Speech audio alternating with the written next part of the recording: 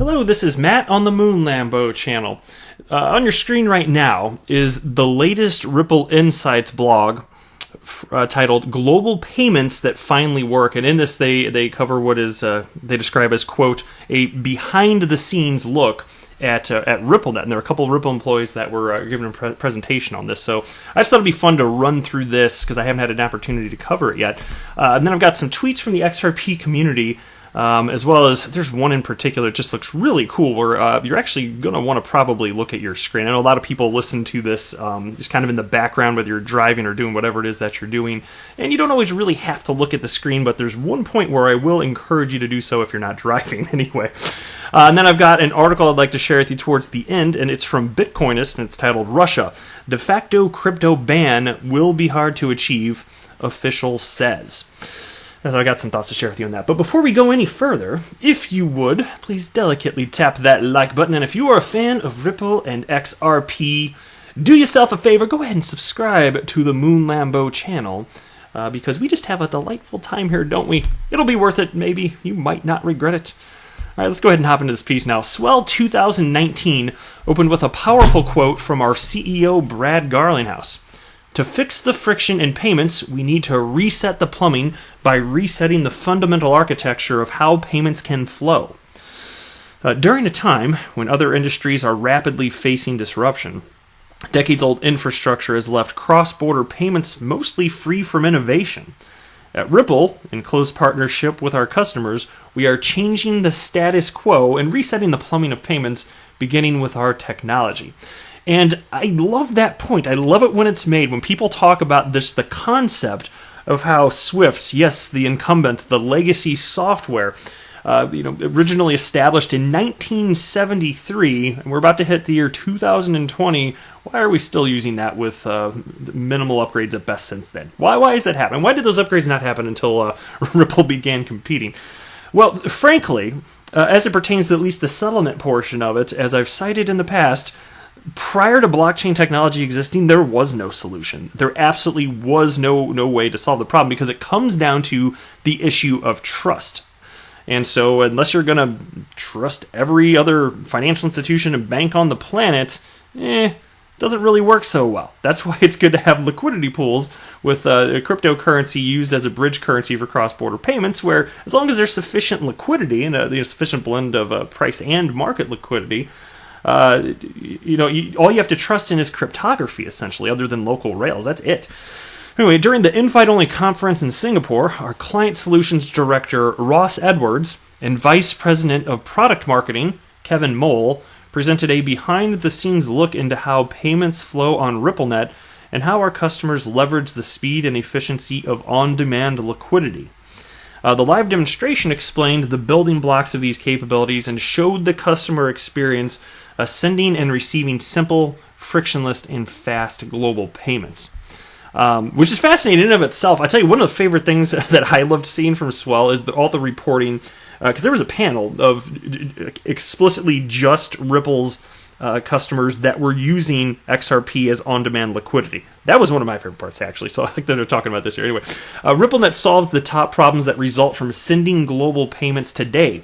Speed and certainty, liquidity management, and transparency. Edwards and Mole explained how financial institutions use RippleNet to enable payments instantly and transparently. And here's a quote now. Once the beneficiary, Sprout Bank, receives the funds, they send a message back to FastRemit through RippleNet. This is a simple step, but it's critical. Through this interaction on RippleNet, FastRemit and Sprout Bank's customers are able to get confirmation in real time that their family and friends have received those funds. And I tell you, that's one of the greatest shortcomings of Swift. It's on the payment side anyway. It's simply that their system it's unidirectional. It's like, as Brad Garlinghouse always says, the analogy that he uses is it's like sending out a postcard in the mail and just hoping it's ultimately received. This bilateral payment experience is one of the most fundamental processes in global payments.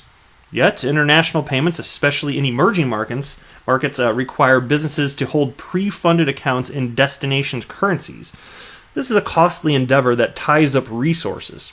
RippleNet's on-demand liquidity, ODL, capability provides an alternative. Of course, where there are sufficiently enabled corridors, which they're still working on, but that's okay. This is early days. ODL removes the need to pre-fund by using the digital asset XRP to bridge two currencies. This ensures payments are immediately sent and received in the local currency on both sides of the transaction. And then they go on to talk about MoneyGram using them and how on-demand liquidity is leveraged, which is all very cool stuff, but it's just, I'm just telling you, it's funny today, especially like the last video I put in. I've been thinking about that ever since I posted that several hours ago, or however long it's been. I'm just the fact that there are people in the world that don't understand what the hell is happening right now, especially people that are so ingrained in the world of cryptocurrency.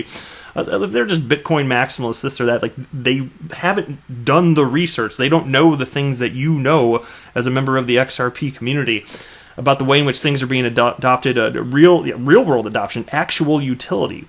It's just astonishing to me the attitudes that some people can hold. That last video I put out there was about Nick Carter, who is one of the founders of Coinmetrics, who says that banks will never use XRP. And of course, I went on to cite an article with quotes from a banker stating, yes, our bank will be using XRP. It was just from a couple of weeks ago. He's completely unaware.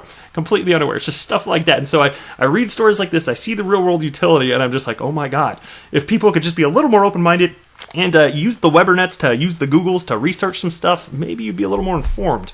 Just my 2 cents, though. Now, here's a tweet from Mohammed Sadiq, who tagged me along with some of my fellow XRP community members, and he wrote this. How many corridors are going to come online before people realize, hey, the pot is boiling? And so I wanted to give a shout out to you. Thank you very much, Mohammed, for tagging me. And yes, that's exactly along the lines of what I was just stating. Exactly. Like, things are actually happening here.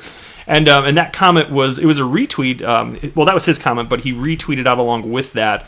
This from Ripple, which links to an older blog from their Insight series, but it was about B-Tech, which I've covered in the past. I'm not going to run through it in this video, but cool nonetheless. So anyway, shout out to you, good sir, and thank you very much for tagging me. I very much appreciate it.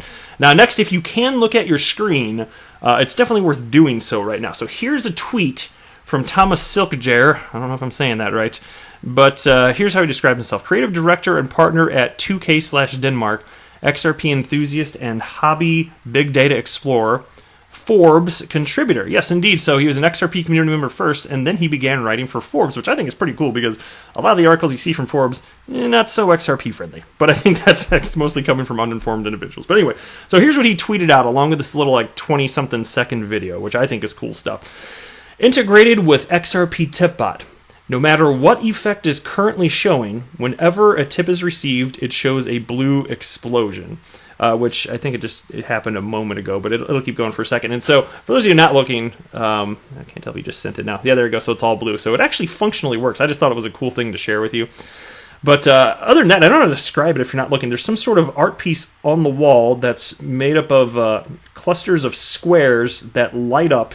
And there are all sorts of different colors at any given moment, but when an XRP tip is sent, it just turns straight up blue. I just thought it was cool and wanted to share it with you. It looks pretty snazzy, doesn't it? All right, next, here's a tweet from Dean, and he went ahead and tagged me along with the digital asset investor, Bank XRP, Alex Cobb, and Kevin Cage. So first of all, I wanted to say hello, Dean. Shout out to you. Thank you very much for tagging me. And here's what he wrote. #XRP utility. Utility initially won't affect price. Imagine going to the gym every day just to walk 2 minutes on a treadmill. Current usage, he writes in parentheses, and then says, wait till XRP/ODL wants to look like a bodybuilder. Nice. I think that's a cool line right there. And so, yeah, I actually mostly agree with you. If you don't mind, I'd like to, in a friendly manner, parse your words a little bit here. Conceptually, so you say utility initially won't affect price. Not dramatically. I changed that. I'd say it's not dramatically, but I want to make a point here. XRP over the last 6 years or so has maintained its position as at all times in the top 5 in terms of market cap in the world of crypto.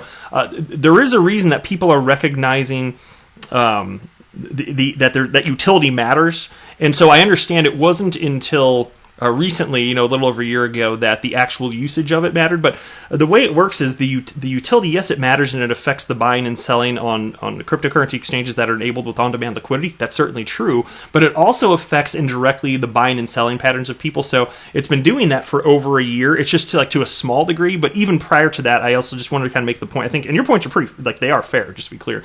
So I'm not trying to dig in this too much. I mostly really agree with you, frankly.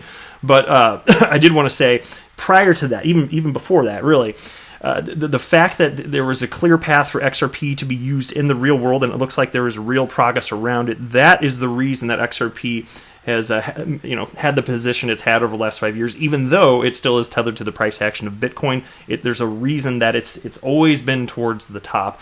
And I think that, to your point, as far as XRP looking like a bodybuilder, I like that, okay? And I think that utility is going to matter more and more as the maturation of the asset class continues. And so, perfectly good analogy there. So, anyway, shout out to you. Thank you very much for tagging me and for the support. I do appreciate it. All right, last article here. Russia, de facto crypto ban will be hard to achieve, official says. All right, Russia may prohibit crypto payments for goods and services, but achieving such a ban might be quite difficult. This is the conclusion of Anatoly, that's a certainty I'm butchering that, Anatoly Aksakov, chairman of the State Duma Committee on Financial Market. Aksakov told local media that enforcement on the use of crypto for payments is difficult from a practical perspective. And here's a quote. In the draft law on digital financial assets, these instruments, cryptocurrencies, were prohibited. Accordingly, other bills were being prepared in parallel. They were aimed at introducing responsibility for conducting cryptocurrency trading on the territory of the Russian Federation. While all this is being negotiated for quite a while, law enforcement is challenging.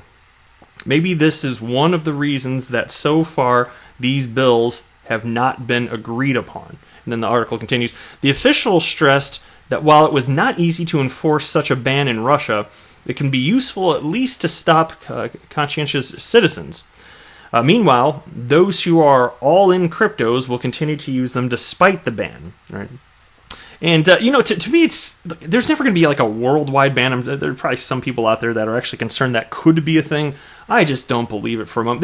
There's the same type of thoughts, discussions going around the world when it came to the internet and adoption of the internet. We could outlaw this or that, but governments realized that you couldn't force the whole world to outlaw it, and not all governments would want to outlaw it.